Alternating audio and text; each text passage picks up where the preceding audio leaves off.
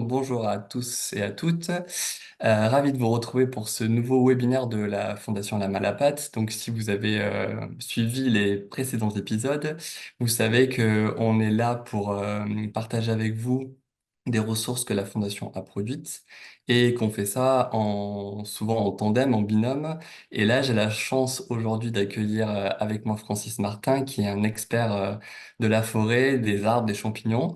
Donc salut Francis, il va se présenter tout à l'heure, il pourra nous en dire plus. Je crois que ton micro est désactivé, donc si jamais tu penses à le réactiver. C'est bon. Bonjour Mathieu, bonjour à toutes et à tous. Bonjour Francis, merci d'être là. Ça va être un moment d'échange avec toi, donc autour d'un moment particulier, puisque la Fondation, elle produit aujourd'hui, enfin elle publie aujourd'hui une ressource pédagogique, une double ressource pédagogique qui s'appelle Arbre, matière et énergie. Arbre, matière et énergie. On va voir pourquoi ce triptyque tout à l'heure. Et j'ai dit double parce que on va avoir une session pour le cycle 3 et une version pour le cycle 4. Donc, vous voyez, c'est un peu tout public. Vous trouverez votre bonheur, quel que soit votre niveau. On vous mettra tout le long, mais notamment dans le chat et un peu et à l'issue aussi de la session, les liens vers la ressource, voilà, Fatima qui est super active, mais déjà ça dans le chat, donc vous pourrez aller voir. Alors pourquoi justement arbre, matière, énergie? Pourquoi associer ces concepts? On traite souvent les questions de biodiversité d'un côté et les questions de changement climatique et changement globaux de l'autre. On a tous conscience qu'il y a des liens, mais on n'arrive pas forcément à mettre des mots dessus. L'idée, c'était de creuser ça avec vous, avec les élèves, et de voir quels sont les nœuds qui réunissent ces deux thématiques. Donc biodiversité, effectivement centrée sur le monde fascinant des arbres dans cette ressource. Et les arbres qui sont un élément de la biodiversité, un support de biodiversité, sont aussi inclus dans un écosystème au sein duquel, avec les autres éléments de l'écosystème, ils partagent de la matière et de l'énergie justement. Et ensuite, les hommes exploitent également ces arbres enfin, le bois notamment, comme une ressource qu'on dit renouvelable, on verra à quelles conditions. Ça permet aussi d'utiliser une source d'énergie qui est là aussi renouvelable, on verra à quelles conditions. Et en même temps, ces arbres qui peuvent nous apporter donc des solutions face à notre dépendance aux énergies fossiles sont en même temps des victimes des changements globaux. Donc, vous voyez, il y a tous ces nœuds qui se mélangent et on a essayé d'aborder un petit peu tous ces aspects-là dans ces ressources interdisciplinaires à différents degrés, parce qu'avec les plus petits, c'est une immersion, bien sûr, sur ces thématiques-là, et puis avec les plus grands, on va un peu plus loin. Donc, l'objectif de ce webinaire, c'est de vous parler de la ressource, mais surtout de profiter de la présence de Francis. Donc, Francis, non seulement il est là pour son expertise, mais il nous a aussi accompagnés tout au long du processus. Et on fait souvent ça pour vous proposer des ressources qui soient voilà, les plus fiables et les plus robustes possibles. Donc, il était là avec moi pour discuter en amont de la ressource. Il a relu après. Il a aussi participé sous la forme de petites capsules vidéo. Il nous a donné des interviews que vous pourrez utiliser dans vos classes avec vos élèves. Et on va donc évoquer tout ça. Et puis, on va vous apporter aussi des réflexions plus globales et des connaissances sur sur ces thématiques assez fascinantes. Et donc, du coup, j'ai fini pour ma petite introduction. Comment ça va se passer? Ça va se passer sous la forme d'une interview. Je vais poser des questions à Francis. Je vais le laisser développer. Et puis, vous pouvez tout de suite, dès que ça vous vient, poser à vous aussi des questions dans le chat qu'on relaiera à la fin de l'échange que j'aurai eu avec Francis. Et puis, au fur et à mesure, je vous parlerai un petit peu de la ressource quand il y aura des liens qui pourront être faits. Donc Francis, merci encore une fois d'être avec nous.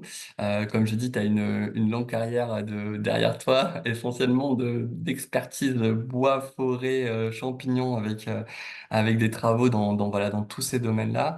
On va essayer de profiter de tous ces savoirs. Et puis tu as aussi une appétence pour la vulgarisation et la diffusion des savoirs, hein. Tu es auteur de plusieurs ouvrages et puis tu travailles avec nous, c'est pas pour rien. Donc voilà, ma première question, c'est est-ce que tu peux te présenter, présenter un petit peu voilà, ce qui t'a animé et ce qui t'anime encore aujourd'hui dans ta carrière scientifique? Ouais, donc, je suis ravi de vous accueillir dans mon bureau, là, qui est juste à la lisière de la forêt domaniale de Champenoux, à l'est de Nancy. Alors aujourd'hui, c'est pas le meilleur jour à Nancy pour sortir en forêt, sinon je vous aurais emmené avec moi, on serait allé cueillir quelques champignons qui commencent à sortir. Donc moi, je suis directeur de recherche émérite maintenant à l'INRAE, donc l'Institut national qui gère la recherche sur l'alimentation, sur l'environnement, sur l'agriculture en France. Et l'INRAE a un centre de recherche ici à Nancy qui est dédié à la forêt, à la recherche sur la biologie des arbres et sur l'écologie forestière. Et donc moi, j'ai la chance de travailler dans ce centre de recherche depuis plus d'une quarantaine d'années au sein d'une unité de recherche, d'un laboratoire qui s'intitule Interaction arbre, micro-organismes. Donc en fait, notre passion ici, on a une quarantaine de chercheurs avec des étudiants en doctorat, en maîtrise, des scientifiques qui viennent un peu partout dans le monde. Notre préoccupation, c'est justement de comprendre ces liens que tu évoquais, Mathieu, tout à l'heure, ces liens qu'il existe entre les arbres, la forêt, et puis le climat, et puis les activités humaines. Donc moi, de formation, je suis un microbiologiste. Je me suis intéressé depuis les années 80 à comprendre les associations, les interactions, le rôle des microbes, des micro-organismes du sol dans le bon fonctionnement de la forêt, en particulier dans la biologie des arbres. Et puis avec les différentes révolutions techniques qui sont apparues au cours des 40 dernières années, je suis passé d'un statut de physiologiste plutôt biochimiste, m'intéressant aux mécanismes très fins de l'activité des racines, des champignons, de leur interaction. Et puis arrivé la biologie moléculaire, donc on a développé dans mon équipe les outils de la génétique et de la biologie moléculaire pour essayer de décrypter ces processus, ces associations entre les arbres et puis les micro-organismes qui les entourent, quels sont les signaux, quels sont les gènes, quelles sont les protéines qui sont impliquées dans ces associations. Et puis petit à petit, j'ai réalisé que finalement, de décortiquer très finement les mécanismes qui permettaient aux arbres et à leurs microbes de vivre, ce n'était pas suffisant et qu'il fallait vraiment acquérir une vision beaucoup plus générale. Donc là, je me suis intéressé ces 10-15 dernières années plutôt à l'écologie des écosystèmes forestiers, essayer de mettre en évidence tous ces liens qui sont tissés entre les différents vivants, les différents êtres vivants de la forêt, les arbres, la strate herbacée, les microbes pour être des bactéries ou des champignons. Quelles sont ces associations, ces interdépendances qui vont gouverner le bon fonctionnement de la forêt? Et évidemment, comme on est sous contrainte climatique aujourd'hui avec le réchauffement climatique, comment le changement climatique est en train de modifier profondément toutes ces interactions entre la forêt, sa diversité et l'impact avec le climat. Donc, en fait, le thème que tu as proposé dans cet atelier, il est vraiment sur le front de science aujourd'hui. On est très nombreux, on est des milliers à travers la planète de scientifiques à essayer de comprendre ces liens encore très mystérieux qui existent entre la biodiversité, la biologie des plantes, des arbres, en ce qui nous concerne aujourd'hui, et puis comment le climat est en train de modifier tous ces processus. Et donc, indépendamment, on va en parler après, mais indépendamment des activités humaines, au sein de l'écosystème, tu parlais d'interaction, tu utilises l'expression d'arbre-monde souvent. Il y a des échanges, il y a des flux de matière, d'énergie, d'informations. On aurait pu rajouter si on avait été encore plus ambitieux. Est-ce que tu peux nous parler justement, encore une fois, sous l'aspect d'abord purement des écosystèmes indépendamment des activités humaines, c'est un peu nous raconter un peu de ces flux qui transitent entre tous ces organismes.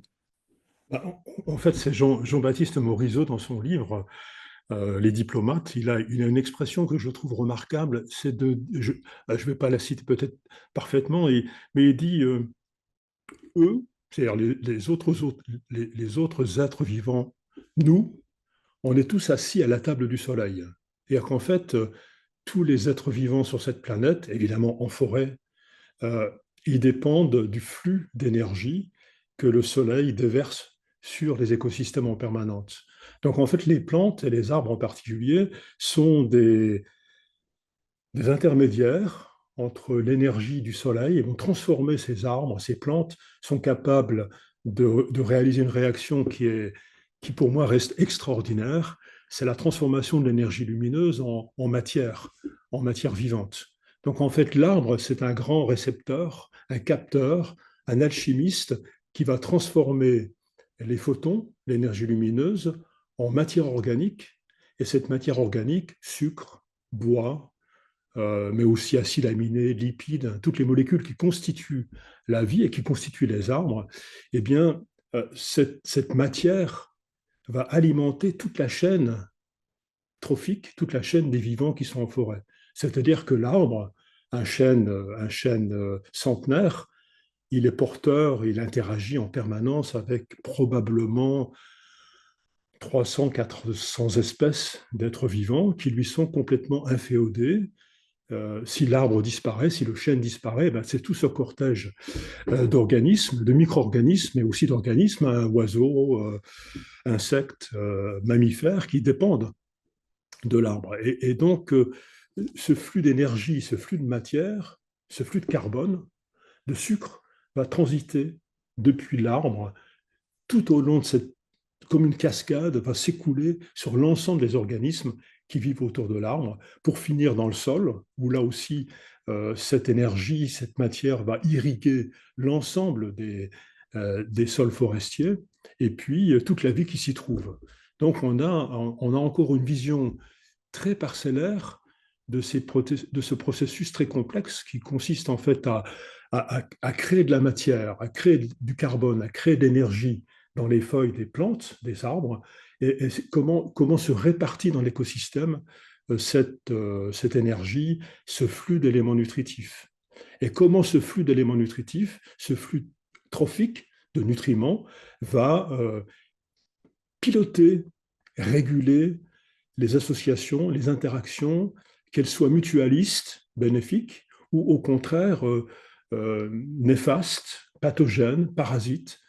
Tous ces processus sont aujourd'hui en train d'être étudiés pour essayer de les quantifier, d'abord les décrire, et puis les quantifier de manière à pouvoir, à terme, que les scientifiques soient capables de budgétiser, de modéliser ces processus très complexes pour pouvoir prédire, dans une certaine mesure, quel va être l'impact du changement climatique sur ces processus.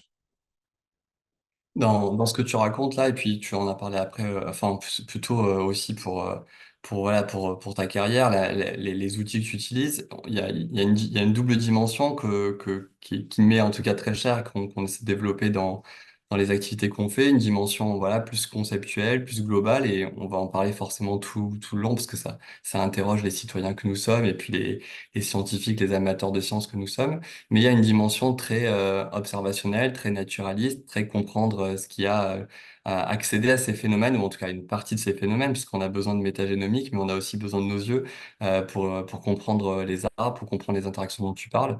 Est-ce que tu peux nous parler, que ce soit dans ta carrière professionnelle, mais aussi dans ta sphère plus personnelle, ton rapport avec la nature immédiate, et comment, d'après toi, dans ton entourage, tu arrives à cultiver ce goût pour ouvrir les yeux sur le monde qui nous entoure, et après, dans un second temps, essayer de le comprendre.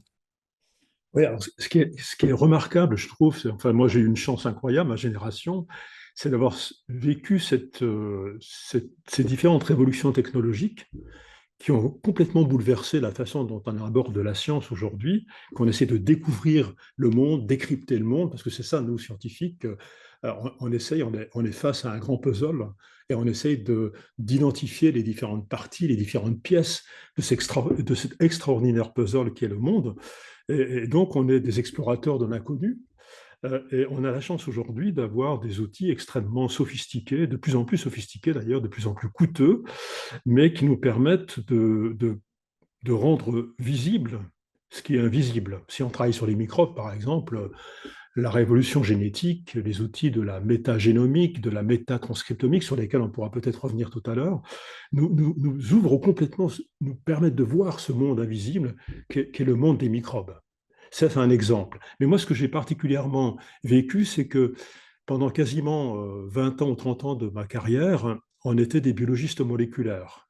Souvent, euh, dans notre tour d'ivoire, réfugiés dans notre tour d'ivoire, pour reprendre cette image un peu caricaturale, mais en tout cas, souvent, dans notre laboratoire, à utiliser les outils de la biologie moléculaire sur des systèmes modèles souvent très déconnectés de la complexité du monde extérieur. On est amené dans les années 80 à simplifier le monde extérieur dans nos laboratoires de manière à pouvoir comprendre les mécanismes complexes, réduire la complexité pour pouvoir la comprendre.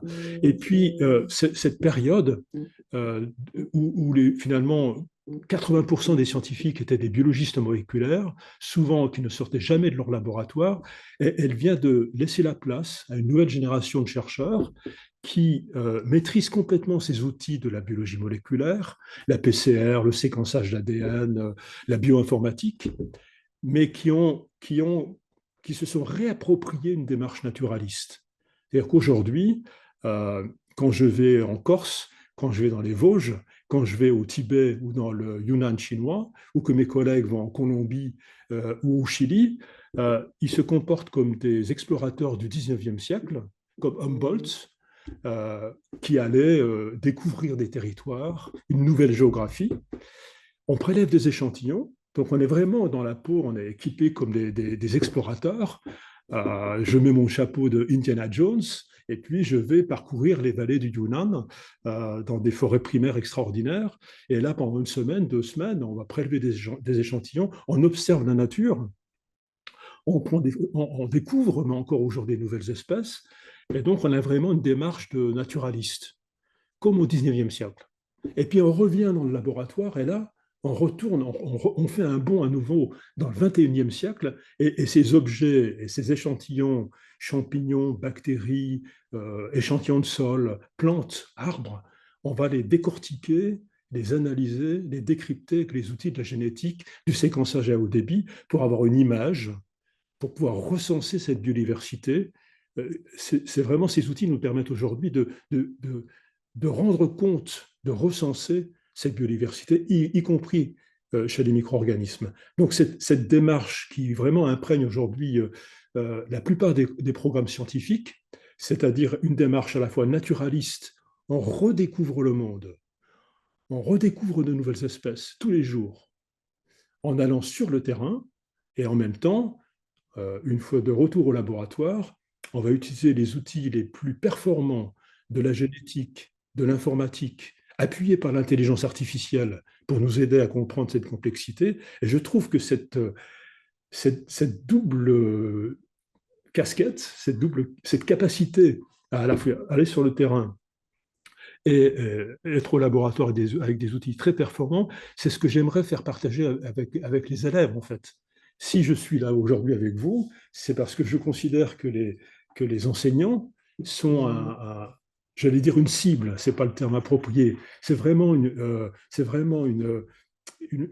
partie de notre communauté, de notre société, qui a un rôle extrêmement important, c'est de faire comprendre le monde aux élèves, aux collégiens, aux lycéens ou à l'université.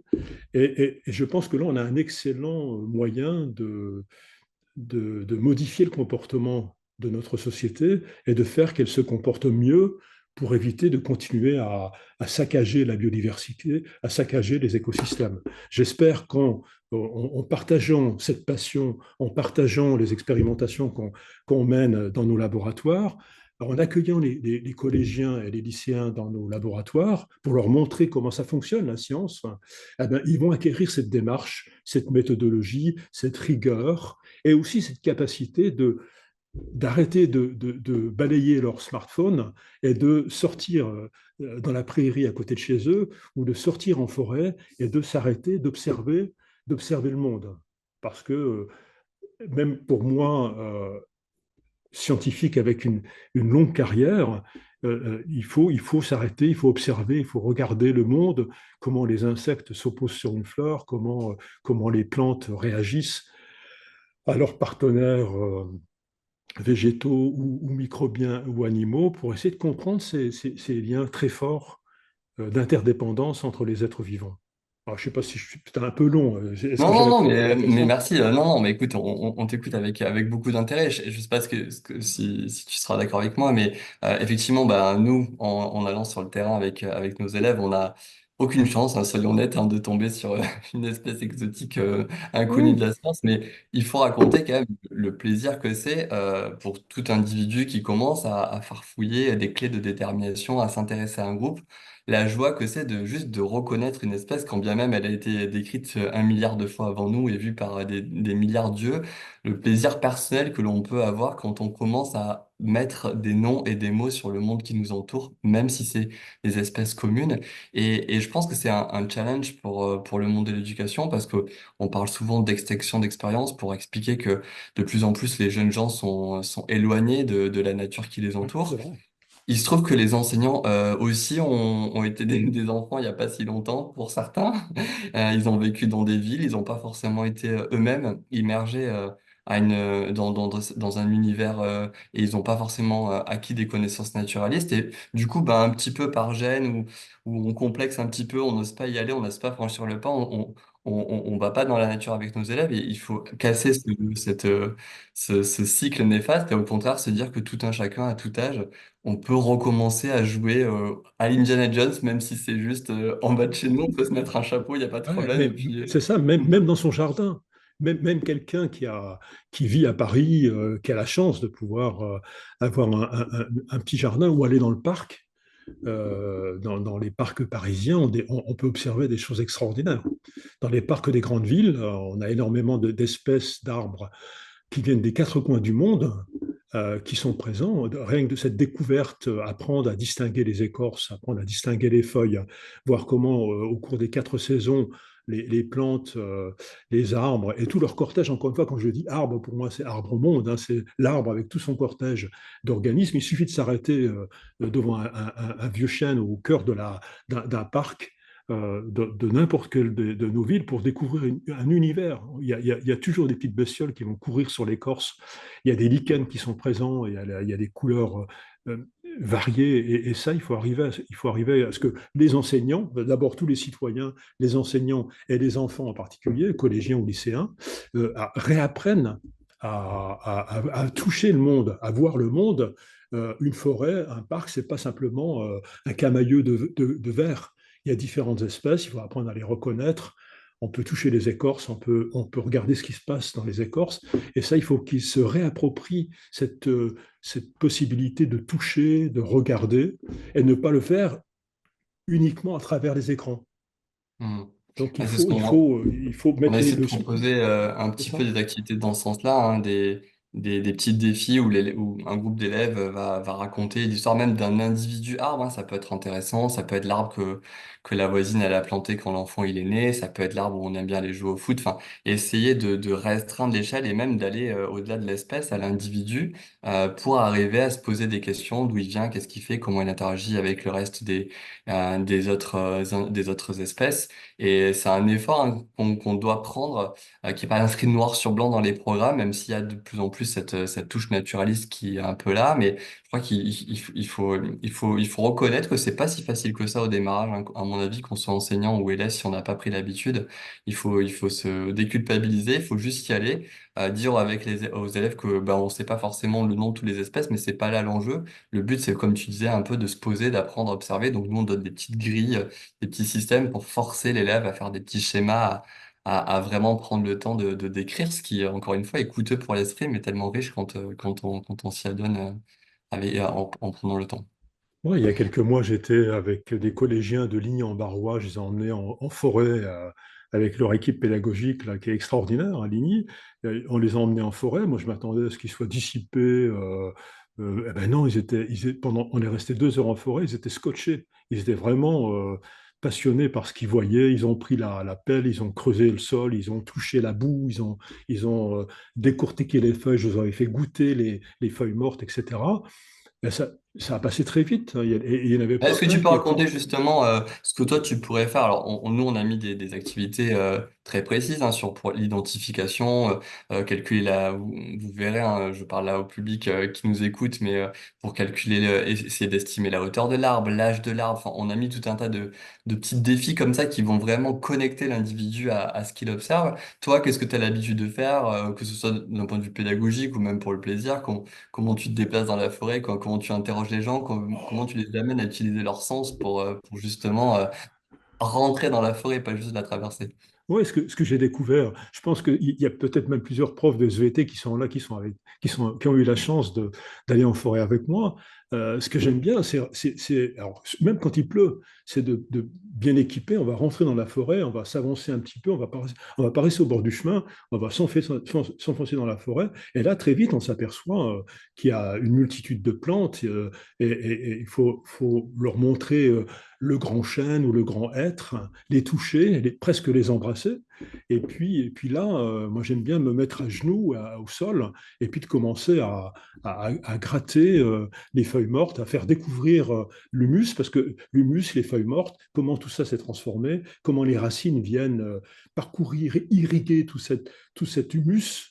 Et puis là, on commence à voir des petites bestioles qui cavalent, des isopodes, des arthropodes, on voit des filaments de champignons, on commence à deviner cette toile de micro-organismes, cette toile de champignons qui parcourt le sol. Et rien que ça, en quelques minutes, on peut aborder les grands mécanismes qui déterminent le fonctionnement de la forêt. On peut faire ça dans une prairie, hein, c'est à peu près la même chose. Mais dans la forêt, c'est toujours plus impressionnant parce on va se mettre à côté un grand arbre qui a plusieurs centaines d'années, ou en tout cas une centaine d'années. Et là, on va pouvoir révéler, montrer l'importance de l'arbre, de son feuillage, prendre une feuille et montrer comme toute la magie, enfin c'est pas de la magie, mais toute l'extraordinaire complexité de la feuille, le processus de photosynthèse, comment tout ça va finir par à l'automne mourir, les feuilles mortes tomber sur le sol, et on peut aborder le grand cycle de la vie et de la mort, comme ça, simplement au pied d'un arbre, en quelques minutes, disons en une petite heure, on peut aborder les grands phénomènes qui déterminent le fonctionnement de notre planète, de la biosphère, hein, les grands flux d'énergie, le cycle de la vie et de la mort, les interrelations entre les êtres vivants. Et moi, j'insiste toujours pour leur dire, mais vous, vous faites partie de ce grand cycle.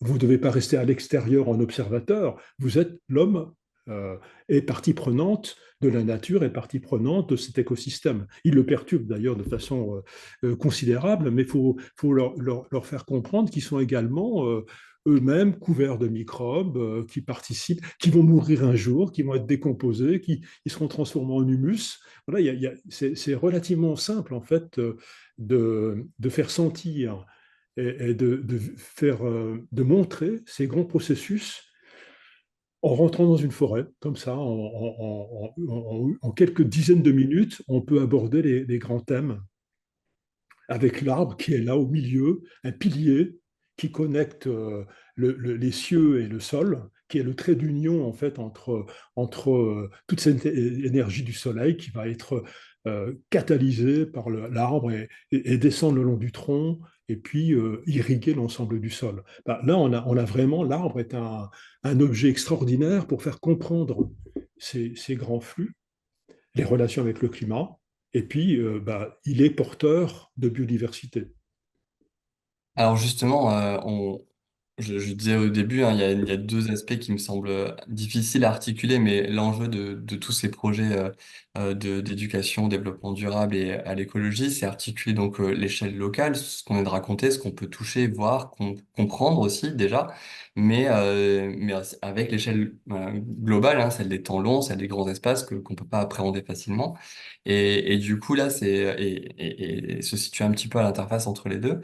Donc là, ce dont j'aimerais qu'on discute ensemble, c'est comprendre maintenant, ok, l'arbre, on l'a dit, et une potentielle via le bois, énergie renouvelable. C'est aussi un matériau dont on a besoin pour la construction. Donc, c'est un être vivant et un écosystème, si je vais jusqu'à la forêt, que l'on exploite pour tout un tas de raisons.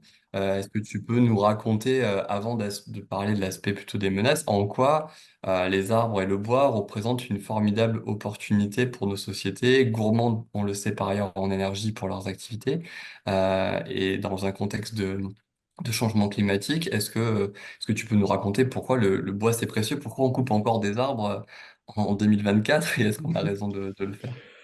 Oui, moi, là, je prends toujours le maximum de précautions parce qu'en fait, depuis des millénaires, en fait, l'arbre est considéré par nos sociétés comme un morceau de bois, comme un poteau, comme un objet.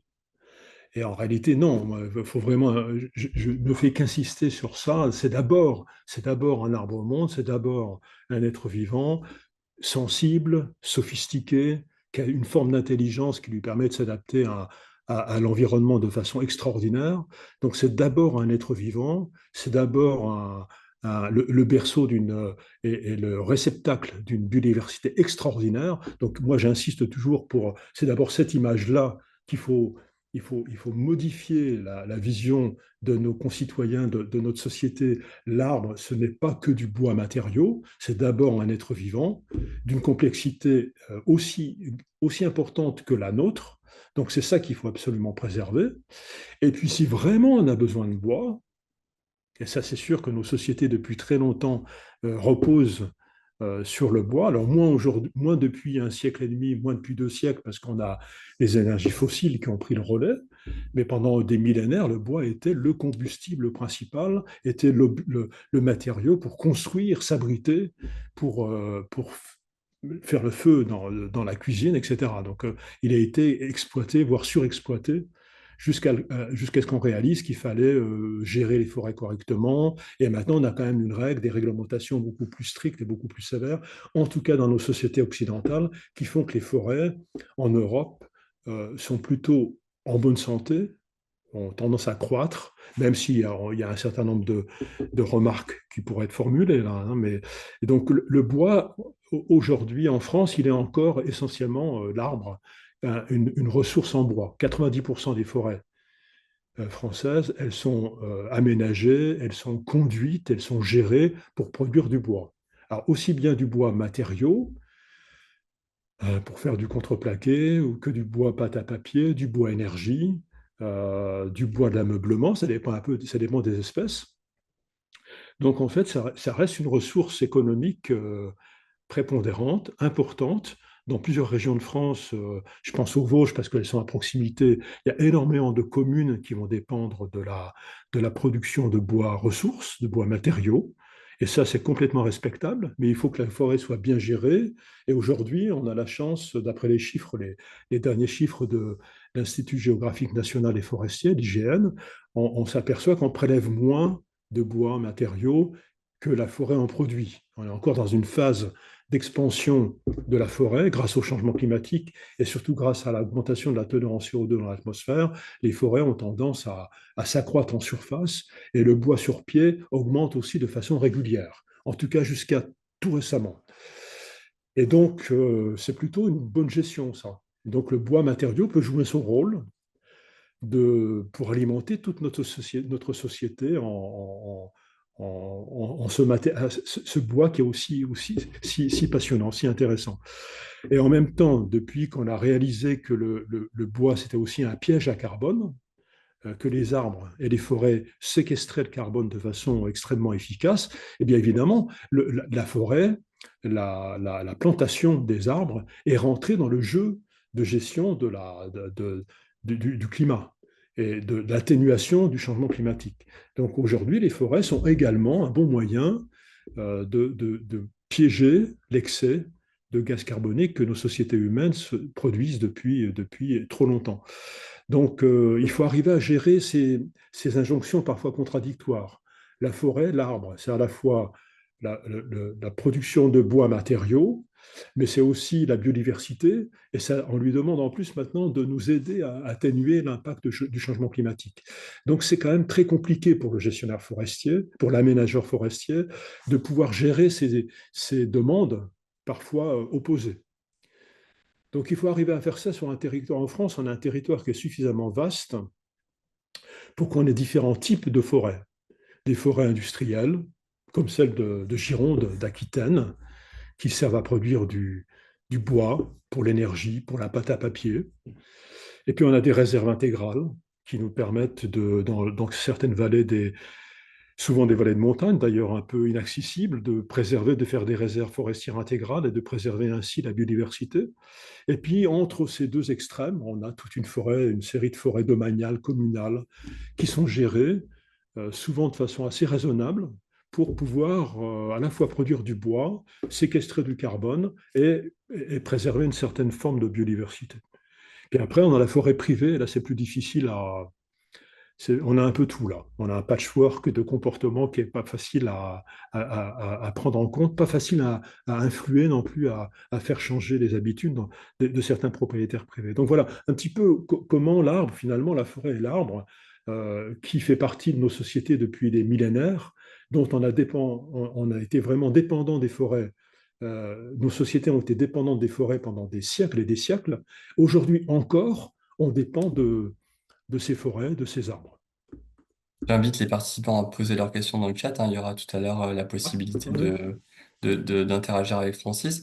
Pour continuer encore un tout petit peu à échanger avec toi, tu as à peine évoqué effectivement le fait qu'on puisse se chauffer. Alors avec le bois énergie, ça représente une alternative à des formes d'énergie qui sont fossiles. Donc du coup il y a un enjeu qui est un peu complexe, hein, puisque effectivement quand on brûle du bois, on enlève un piège de carbone, mais en même temps on économise des émissions de carbone qui sont liées à la combustion des énergies fossiles. Donc l'équation, elle est pas simple et elle est d'autant moins simple que le bois qu'on prélève, alors c'est pas forcément du bois directement de l'arbre, mais des chutes, des rémanents, et ces rémanents, la forêt, elle en a besoin. Donc, est-ce que tu peux aussi expliquer voilà, cette complexité, entre guillemets, de l'équation, puisque le bois, il est un peu à l'entrée, à la sortie de tout ça, et en même temps, on peut le faire, mais pour que ce soit durable, on l'avait évoqué ensemble, hein. Il faut qu'il y ait des conditions à respecter, notamment au niveau des rémanents, par exemple. Oui, bah, quand même, tu fais bien de souligner toute la complexité, hein, de ces processus. Et nous, chercheurs forestiers, hein, on essaye avec nos collègues qui sont économistes, les économistes forestiers en particulier, de voir comment, de façon intelligente, gérer toutes ces demandes contradictoires. On n'a pas vraiment de solution pour l'instant. Des scénarios parfaits, il n'y en a pas. Donc, c'est toujours une phase, on est dans une phase là, de diagnostic, on est dans une phase d'exploration. On discute avec les forestiers sur le terrain. Il y a des enquêtes en permanence qui sont réalisées de manière à voir comment, petit à petit, on peut influer le comportement des gestionnaires forestiers de manière à ce qu'ils respectent ces différentes contraintes. À la fois une forêt, l'idéal serait une forêt domaniale, par exemple, si on prend une forêt domaniale dans laquelle on va avoir certaines parcelles qui sont récoltées, mais si on les récolte après 100, si on prend une chênaie par exemple, aujourd'hui une chênaie dans une forêt domaniale, on la récolte souvent, les arbres sont récoltés au bout de 120 ou 150 ans. C'est considéré aujourd'hui par les forestiers, enfin depuis plus d'un siècle d'ailleurs, comme le moment idéal pour couper la forêt et récupérer ce bois qui a été le retour sur investissement, récupérer le bois. Mais aujourd'hui, on a réussi à convaincre, nous scientifiques, les gestionnaires forestiers, que quand on faisait des coupes en forêt comme ça, ben, il fallait toujours laisser un certain nombre d'arbres anciens, de manière à ce que ces arbres, à peu près, on essaye d'en avoir le maximum, hein, qui vont être laissés sur pied pour vieillir, mourir, faire des îlots de sénescence, de manière à ce que ces vieux arbres puissent héberger une biodiversité, une diversité d'animaux, d'oiseaux, de mammifères, d'insectes, de microbes. Et donc ça, c'est rentré dans les mœurs aujourd'hui. Ça a pris du temps, ça a pris 10, 20 ans, mais aujourd'hui, en tout cas dans les forêts qui sont gérées par l'Office national des forêts, par l'ONF, on a ces îlots de sénescence qui sont préservés. Et on a une forêt on a de moins en moins de coupes rases, même s'il y en a encore, même s'il y en a encore trop. On va vers une gestion de la forêt plus irrégulière avec des arbres d'âge différents, favoriser la régénération naturelle, faire qu'on a différentes espèces d'arbres. Tout ça va Et, permettre, et l'effet du bois mort, c'était aussi et dans le voilà, sang, laisser un peu de bois mort et aussi au sol. évidemment, quand les arbres sont coupés, ben on laisse le houppier, on laisse les branches sur le sol, parce qu'en fait, ce bois mort, qui peut représenter jusqu'à 25% hein, du carbone dans une forêt, voire plus, mais il va alimenter toute une flore, une microflore et toute une microfaune d'insectes décomposeurs, dégradeurs, qui, accompagnés par des champignons et des bactéries également dégradeurs et décomposeurs, va faire vivre le sol et restituer la fertilité. Il est fondamental que le bois mort reste dans les forêts, même si certains disent ça fait sale. Ben, c'est pas grave, il faut que ce bois reste dans la forêt, sur le sol forestier, de manière à assurer le renouvellement, la perpétuation de la fertilité. Ce bois mort, il va être dégradé, il va libérer son carbone sous forme de sucre, il va libérer un certain nombre de composés et il va reconstruire, il va assurer la fertilité du sol dans lesquels, dans ces sols, les racines vont aller pomper les éléments minéraux indispensables à la croissance de la génération future d'arbres. Donc les rémanents, les bois morts, ont un rôle qui est fondamental. Et malheureusement, il y a une dizaine d'années, on a commencé à avoir, suite au Grenelle sur l'environnement, le prélèvement du bois mort, des rémanents, a été encouragé pour alimenter les centrales de bioénergie. Et très vite, on s'est aperçu que quand on prélevait ces rémanents et on prélevait ces bois morts, eh ben, les années qui suivaient, ben, les champignons décomposeurs, les champignons symbiotiques ben, disparaissaient des forêts. Donc depuis, suite à un certain nombre d'études qui ont été faites sur le terrain, où on a évalué l'impact du prélèvement des rémanents, on est à même pas d'imposer, mais enfin de recommander aux forestiers de laisser une certaine quantité de bois mort sur le sol pour assurer cette perpétuation, ce cycle de la vie et de la mort qui est si important et si fondamental pour le bon fonctionnement de la forêt. Ok, très bien. Donc, on a évoqué tout ce que pouvait représenter effectivement ce matériau, cette énergie comme alternative à des énergies fossiles, mais on a vu que c'était à certaines conditions qu'on pourrait l'exploiter durablement. Et la dernière dimension que je voulais évoquer avec toi, c'est que la forêt elle-même, elle est marquée par les grands changements que notre planète subit, notamment par le changement climatique. Elle est aussi quelque part une sorte de témoin. Parce que peut-être au moment où on en a le plus besoin, il y a aussi ces menaces nouvelles qui pèsent justement sur elle à cause des changements climatiques. Donc il y a un peu cette boucle où on a besoin du bois à cause du changement climatique, mais le changement climatique fait peser des nouvelles menaces sur la forêt. Bah, est-ce que tu peux nous parler justement des menaces, des liens qui se font entre, alors on pense immédiatement incendie, mais voilà, il y a peut-être d'autres aspects qui lient un petit peu ces changements globaux au sort et au destin de notre forêt. J'ai vu Fatima elle a mis dans le chat un lien vers une activité où on a essayé aussi de faire comprendre aux élèves ce que c'était la modélisation. Donc on a des scénarios, avec cette connaissance des menaces, on a des scénarios futurs. Est-ce que tu peux nous parler un petit peu voilà, du présent et de l'avenir de la forêt Oui, française? bah là, on est vraiment sur le front de science, là, hein. On est dans cette activité des scientifiques qui vise à à prédire l'avenir en fait des forêts et puis des autres écosystèmes, hein, bien entendu. Et donc, c'est vrai qu'on possède aujourd'hui des cartes prédictives qui ont été générées par des modèles prédictifs qui sont imparfaits comme tous les modèles, hein, qui ne tiennent pas compte de tous les facteurs pour l'instant, mais on a une image assez juste de ce que seront les forêts dans 25, 50 ou 100 ans. Ce qui est clair, c'est qu'elles vont changer, nos paysages forestiers vont changer de façon importante. On a beaucoup de mal à apporter des réponses et à vraiment savoir si, par exemple, ici à Nancy, on aura la garrigue dans un siècle ou pas, hein, ou si finalement les forêts qu'on connaît aujourd'hui vont réussir, les hêtraies et les chênaies du Grand Est vont réussir à s'adapter au changement climatique. Mais c'est vrai on est dans une période où la forêt et les paysages forestiers sont profondément bouleversés.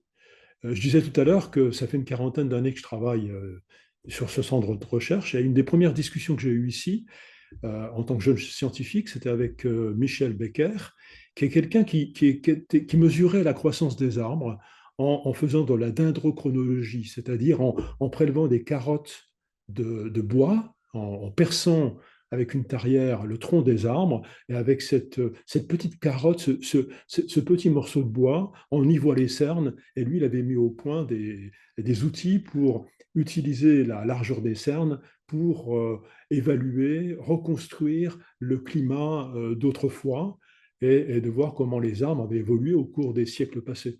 Et là, il avait découvert une chose assez incroyable, c'est que la croissance des arbres, elle avait quasiment doublé en 20 ans.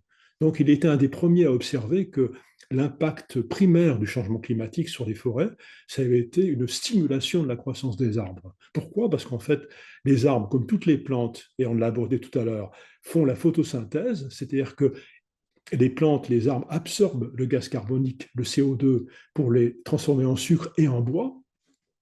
Et comme la concentration en CO2 augmentait dans l'atmosphère depuis la fin du 19e siècle, ah ben les arbres, avides de CO2, utilisent ce CO2, ont utilisé ce CO2 pour construire de plus en plus de bois. Et donc la croissance des arbres s'était accélérée de façon considérable pour aller jusqu'à un doublement de la quantité de bois sur pied dans nos forêts françaises en l'espace de 20 ans. Donc ce chiffre-là, on s'est dit, mais le changement climatique, il a un effet très positif sur les forêts. C'est l'effet de serre. Il stimule la croissance des arbres. Et ça a été vrai. Cette croissance accélérée des arbres, elle s'est vérifiée jusqu'à tout récemment où on a vu le point d'inflexion. Et aujourd'hui, l'impact du changement climatique commence à être néfaste, y compris sur les forêts, sur les arbres. Pourquoi? Parce que au-delà de cette stimulation de la croissance liée à l'augmentation de la teneur en CO2 de l'atmosphère, le changement climatique, il a entraîné toute une série de bouleversements.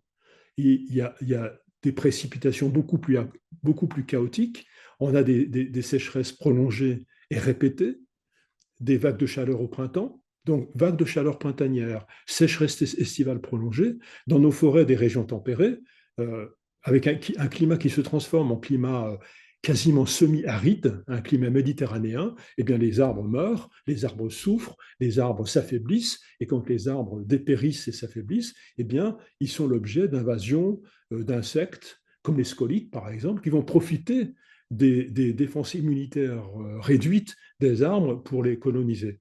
Donc aujourd'hui, le changement climatique, le réchauffement climatique, euh, a entraîné des modifications profondes dans les écosystèmes forestiers, partout dans le monde, mais aussi en Europe, aussi en France. Et il suffit de parcourir les forêts des Vosges, du Jura, des Pyrénées, des Alpes, du Massif central, pour les parcs de nos villes, pour voir que 5, 10, 15% des arbres dépérissent, meurent sur pied, dessèchent très rapidement. Et bien ça, c'est le résultat euh, d'une modification du climat beaucoup trop rapide pour que ces arbres, qui sont pourtant des organismes extraordinairement adaptés à l'environnement terrestre, ben même ces arbres, le changement climatique est tellement rapide qu'ils sont en train d'en mourir.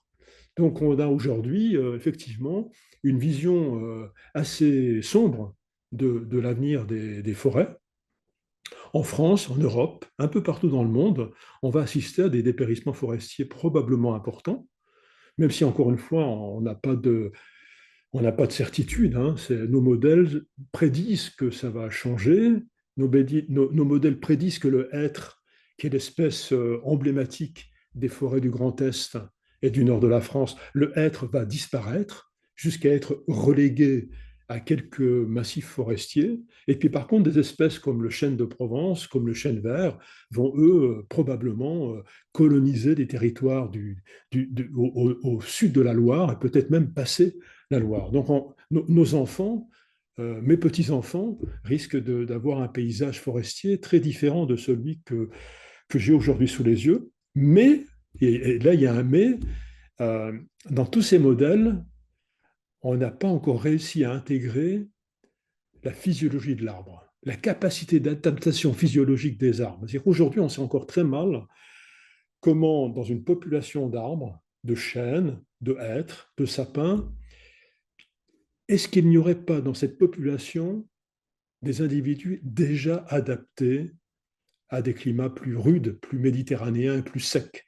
En réalité, peut-être que dans nos populations d'arbres aujourd'hui, dans nos forêts, il y a peut-être des individus qui sont génétiquement prédisposés à des climats plus secs, plus méditerranéens.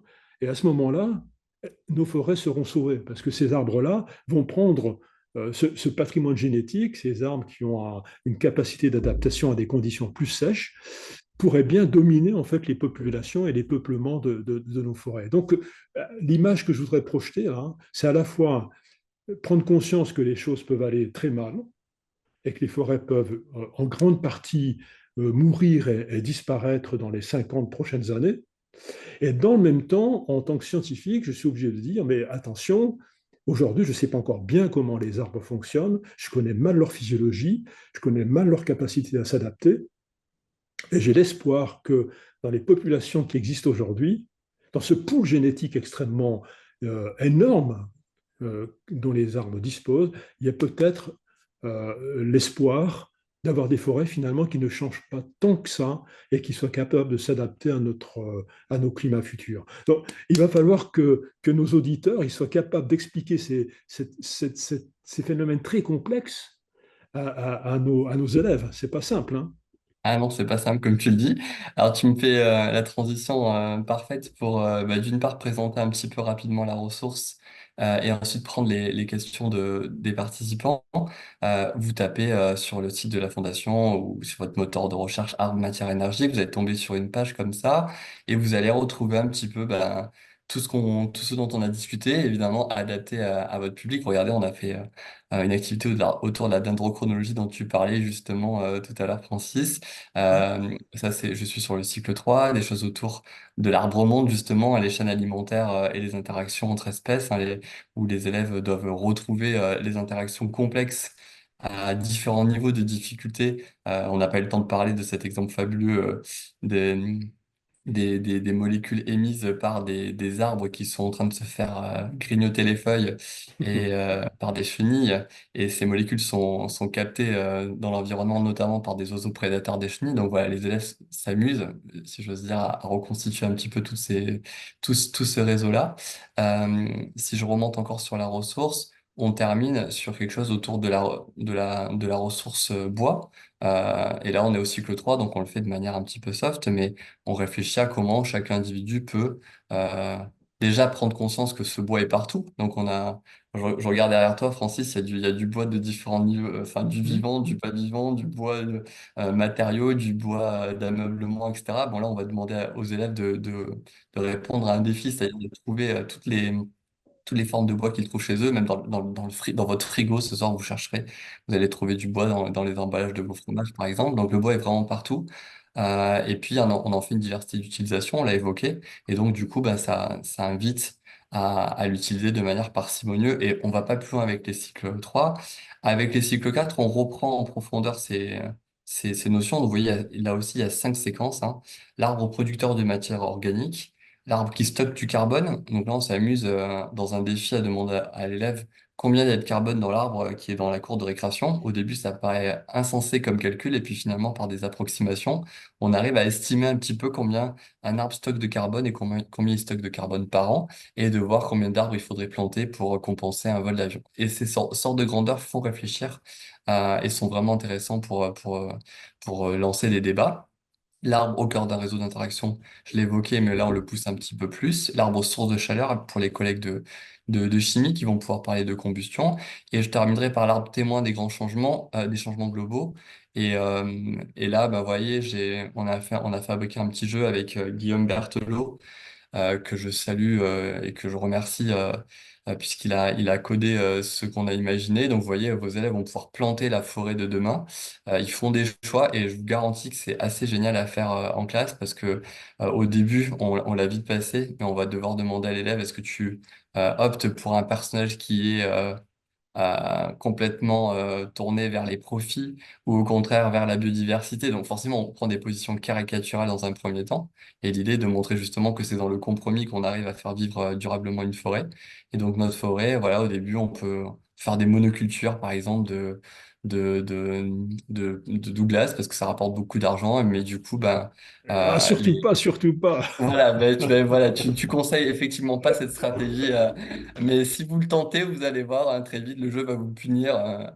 Vous allez gagner de l'argent pendant un petit peu de temps, puis ça va plus trop marcher. Donc, on a essayé justement de montrer ces interactions. Évidemment, c'est pas parfait, c'est une modélisation. Il faut pointer du doigt avec vos élèves les limites, mais je peux garantir que ça fait naître des débats assez riches dans la classe entre les différentes stratégies à mettre en œuvre pour imaginer la forêt de demain. Donc moi, c'était ce que je voulais aussi vous montrer, c'était que voilà, on a parlé de plein de choses, on a évoqué des choses passionnantes et vous pouvez retrouver euh, des activités concrètes hein, autour de ces notions-là, avec des choix forcément, mais vous avez de quoi vous amuser. Je l'ai pas dit, c'est un projet de 5 séquences, mais vous pouvez complètement ne traiter qu'une séquence, voire qu'une activité. Donc, vous pouvez soit l'imaginer comme un projet, si ça vous intéresse, autour de la forêt, comme ça vous embarquez vos élèves pendant 5, 6 semaines sur ces questions et éventuellement au collège en interdisciplinarité et c'est génial. Et puis si vous avez juste plutôt envie d'aller picorer, piocher des idées par-ci par-là, ben, ça marche tout aussi bien. Faites votre marché et amusez-vous bien.